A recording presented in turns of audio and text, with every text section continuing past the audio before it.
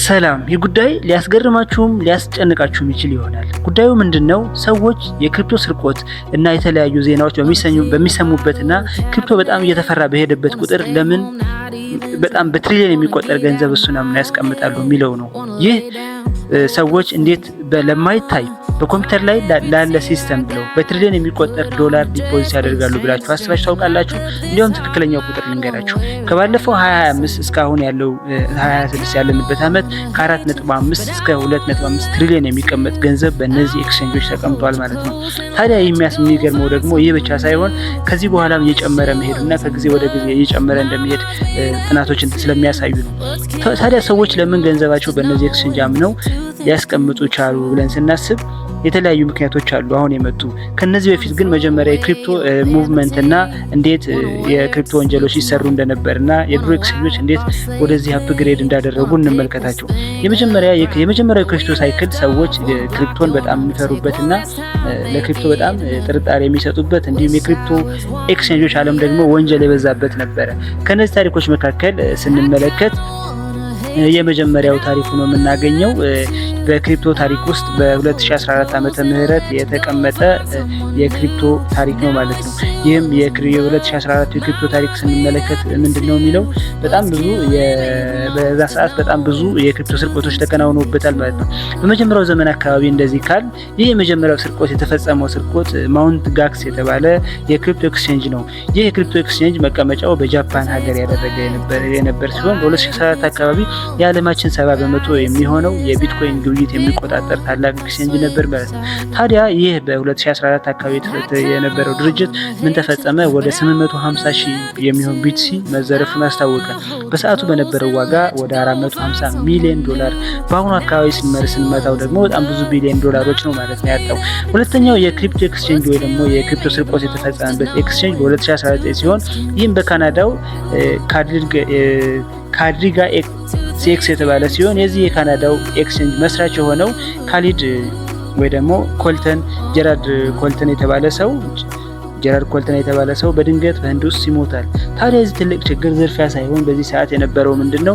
ሰውየው መስራች ኤክስቼንጁ ያስቀመጠው ወደ 190 ሚሊዮን የሚያክለው የደንበኞች ገንዘብ ኮልድ ዋሌት ውስጥ ነበር።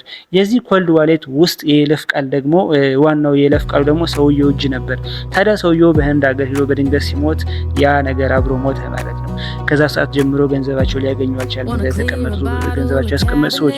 ሌላኛውና የመጨረሻው ታሪክ በ2022 ኤፍቲኤክስ የተባለው ኤክስቼንጅ ላይ የተፈጠረው ሲሆን የክሪፕቶ ውድመት ሲሆን ይህ የክሪፕቶ ውድመት ደግሞ ኤፍቲኤክስ መስራች ሰው የሆነው ሳም ባንክማን-ፍሪድ የተባለ ሰው የደንበኞችን ገንዘብ ለራሱ ጥቅም በማዋል በቢሊዮን ዶላር ኪሳራ ማድረሱ ይታወቃል። በዚህ ምክንያት የ25 ዓመት ጽኑ እስራት ገጥሞታል ማለት ነው።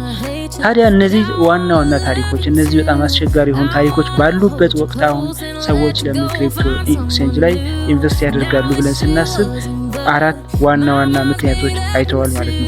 ይህም የክሪፕቶ ኤክስቼንጆች ካለፉ ታሪካቸው የተማሩና እየዘመኑ ልክ ባንኮች ከዚህ በፊት ኋላ ማለት ከዘመና በጣም የራቁና ቴክኖሎጂ የማይጠቀሙ እንደነበርና ከጊዜ በኋላ ያሻሻሉ እንደመጡ ራሳቸው ይህ ደግሞ የክሪፕቶ ኤክስቼንጆች እነ ባይናንስ፣ ኮይንቤዝ እና ትልልቅ ኤክስቼንጆች ራሳቸው ያሻሻሉ በመምጣታቸው ሰዎች ሊጠቀሙ ችለዋል።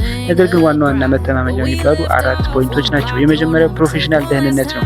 ይህም ትልልቅ ኤክስቼንጆች ልክ እንደ ትልልቅ ባንኮች የሳይበር ደህንነት ቡድን አላቸው ማለት ነው። ከዚህ ቀደሙ በአንድ ሰው ወይ በሁለት ሰው አይደለም የሳይበር ደህንነቱ የሚጠበቀው፣ ነገር ግን የሳይበር ደህንነት ግሩፕ አላቸው ማለት ነው። ከዛም በተጨማሪ ደግሞ 99% የሚሆነው የደንበኞች ገንዘብ የሚጠበቀው ኮልድ ዋሌት ላይ ደግሞ ከኢንተርኔት ውጭ ባለ ኮምፒውተር ነው። ይህም ማንም ሊሰርቀው አይችልም ማለት ነው። በዚህ ምክንያት ሰዎች ይወዱታል። ሁለተኛው ጉዳይ ደግሞ ህጋዊነትና ደንብ ነው። ትልልቅ ኤክስቼንጆች አሁንም የአሜሪካና አውሮፓ ባለው ሀገራት ህጋዊ ፍቃድ አላቸው። ይህም መንግስት ይቆጣጠራቸዋል። በመንግስት ከፍተኛ ቁጥጥር ይደረግባቸዋል። በዚህ ምክንያት ሰዎች እያመኗቸው መጥተዋል ማለት። ሶስተኛው ፕሩፍ ኦፍ ሪዘርቭ ነው። ይህም መጠባበቂያ ገንዘብ፣ ይህም እንደ ባይቢት ያሉ ኤክስቼንጆች ባለፈው ሲዘረፉ የመጠባበቂያ ገንዘባቸውን የተበላው። ይህ ማለት ሰዎች ገንዘባቸው ቢዘረፉ ያንን መተካት የሚችል ሌላ ገንዘብ አላቸው ማለት። ለምሳሌ 500 ሚሊዮን ዶላር ቢቀመጥ ኤክስቼንጁ 500 ሚሊዮን ዶላር እንዲያስቀምጥ መንግስት ያስገድደዋል። ስለዚህ የሚሰረቀው የነዛ ሰዎች ነው፣ የደንበኞች ገንዘብ አይነካም ማለት ነው። ሶስተኛው እንደማንኛውም ተቋም የመጨረሻው ኢንሹራንስ የሚባል ነገር አለ። እንደ ማንኛውም ድርጅት የክሪፕቶ ኤክስቼንጆችም ኢንሹራንስ መግባት ጀምረዋል። ታዲያ በእነዚህ አራት ዋና ምክንያቶች ሰዎች አሁንም ሙሉ እምነት አድሮባቸው በክሪፕቶ ኤክስቼንጅ ላይ ገንዘባቸው እያስቀመጡ ይገኛሉ። ነገር ግን ይሄ ሲባል ግን እንደ ባንክና እንደ መንግስት ይህን ያህል በጣም ወጥ የሆነ አሰራር ሁሉም ኤክስቼንጆች አላቸው ማለት አይደለም። በሚቀጥለው ቪዲዮ ስለ ባንክ ማዕከላዊ ባንክና ስለ እነዚህ ኤክስቼንጆች ምን ልዩነት አለው የሚለው እንመለከታለን። ሀሳብ አስተያየቱ ከተመቻችሁ ይህን ቻናል ሰብስክራይብ በማድረግ ቤተሰብ ይሁኑ። ላይክ ማድረግ እንዳይረሳ። አበረታቱኝ። አመሰግናለሁ።